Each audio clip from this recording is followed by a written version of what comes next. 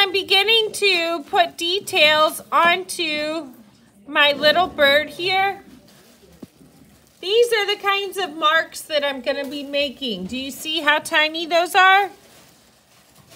If you make marks that are really long, it doesn't match what the bird actually has.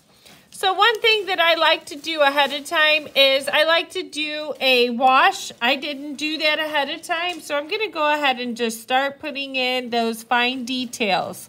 That makes my job a little bit harder because I don't have a base color, but it'll still work. I am using very, very little water in my brush.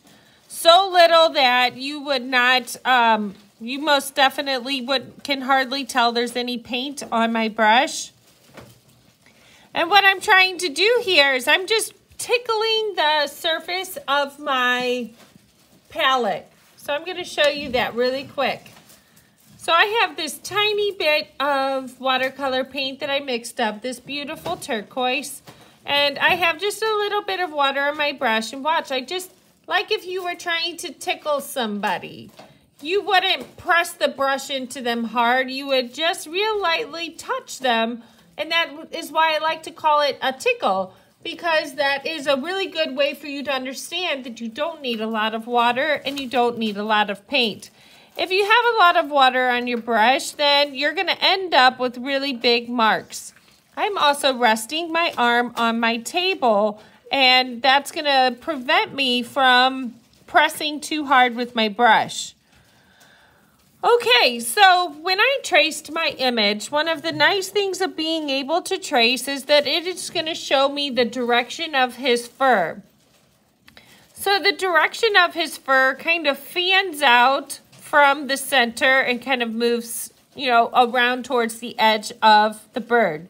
What I want you to understand is that while this is a tedious little process of making little teeny tiny feathers and making them look random as opposed to like little, lines that you make with a ruler, if you take the time to do it this way, I promise you that it's worth it in the long run. You will be very impressed with your own skills. I'm going to zoom in a bit so you can see what I have done so far. So while there's deeper colors and there's lighter colors that you see in there, I can always deepen it later, but I really can't make it lighter. Does that make sense? So I do tend to start with more of a watered down color, but I can always layer the color or the pigment later on.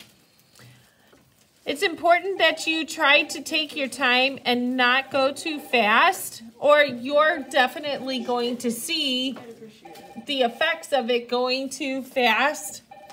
You'll see those marks becoming really imperfect. Yes.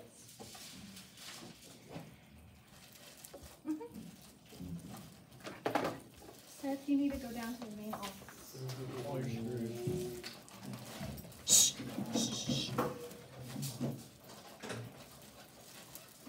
Notice that I'm skipping over that white area for right now. I'll zoom back out. The white area around his beak. It is, sometimes people use acrylic paint for the white areas in a painting. Some people like to let the white paper show through. What I am going to be doing is all of the color around that area, and then I will go in with a really light wash and show some of the little bits of color in the white areas. So what you can see from today's demonstration, whether you are doing a reptile, a bug, or a bird, or a fish, your first job is to start bringing in those small details. Let me switch gears real quick and I'll show you my betta fish. Okay, so if you're working on a fish, I have here this betta that's all pretty much one color. I'm going to show you how to take a basic color fish and be able to show lots of different details, okay? It does help to have a basic wash to start. One thing that I noticed right away about my drawing is that the pencil lines are way too dark. way too dark.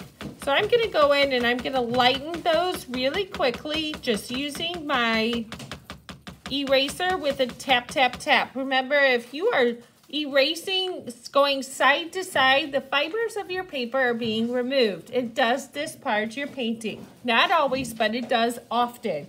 Where I have students who say, why is the paint not going on this area right here? And it's almost always because the person had done some extensive erasing.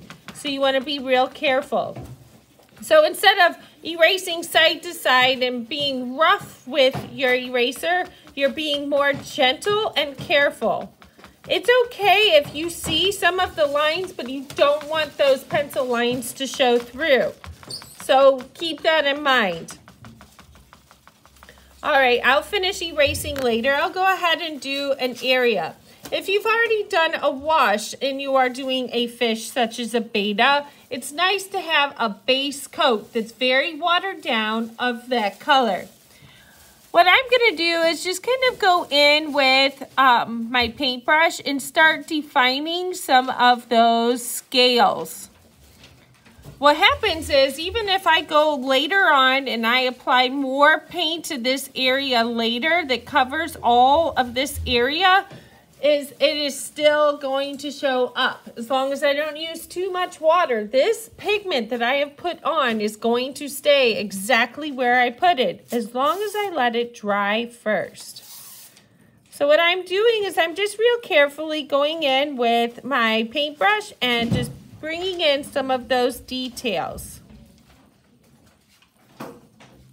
And for right now, if you look at the betta fish, he has highlights in the top area and shadows in the bottom. I'm actually working in the bottom area right now. What I'm gonna do is just mix my blue with a couple of different colors. This betta fish, very easily I could see somebody go in and paint the entire thing just a straight blue. Well, it's a blue fish, Miss Beer, you may say. Well, that's true. However, you are also showing an artistic expression of the image that you see.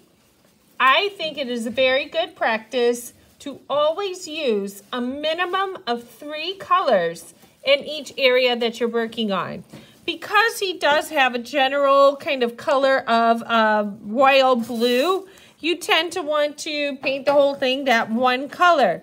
I'm also going to be using a little bit of greens and a little bit of purples. I'm sticking with the cool colors. And I can use this fish, this image as my guide, but I am going to enhance it with whatever, artistic expression I choose to use.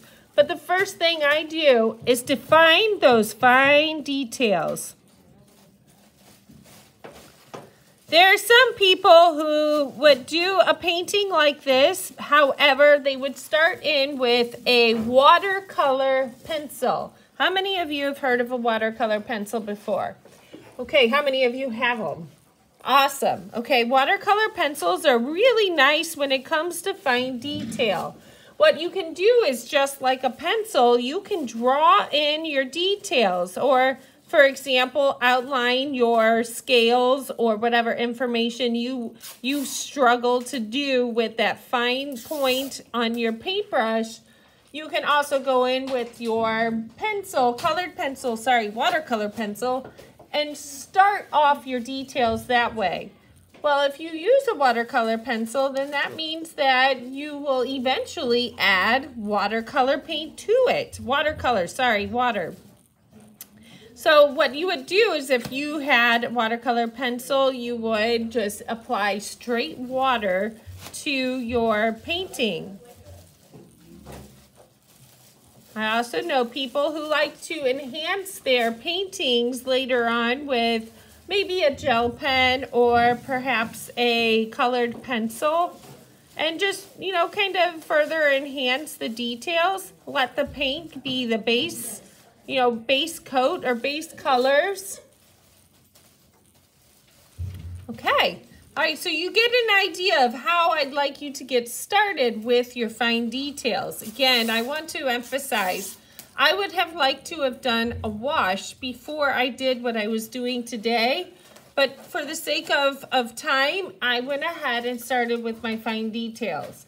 A wash, as a reminder, is a really watered down color or pigment that you add to the paper to get some information down. It is a good, helpful tool to use to get your painting started. So even though I didn't use a wash for my actual bird here, I know that that means that I'm going to end up putting a lot more time into this painting. See, in between those little feathers there's lots of white area. My job is to, unless there are white areas, my job is to make it look like the picture. I want to cover the entire picture with paint. So if I have a white area, I can go in with acrylic paint, I can use a gel pen, I can use a colored pencil. You have a nice variety of ways to fill in spaces.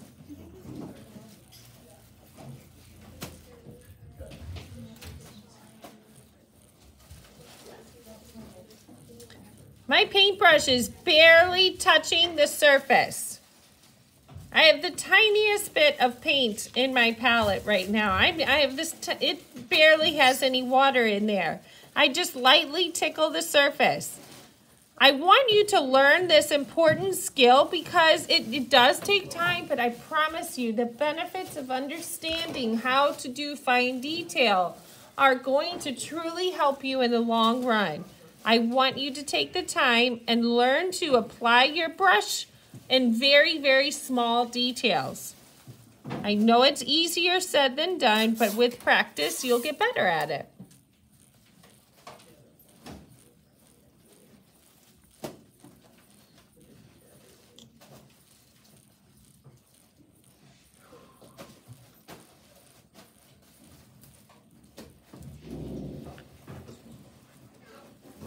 Sometimes when I first mix a color, I really have too much water on my brush and I just have to kind of wring it out a little bit and then start fresh. Otherwise, it'll just go on way too thick. Well, I just mixed a color that's way too bright for right now. That would go on in a different section. I don't know if you can see my palette, but I'm going to water that down just a little bit more. There's actually some areas that could go though.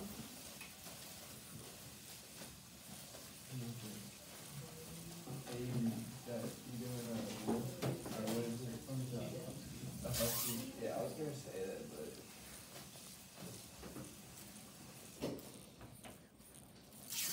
If you're struggling to get your brush to a point, I wring out all of the water and I pull the tip to a point, or sometimes I just give it a little twist, and then I should have a nice point to be able to work with.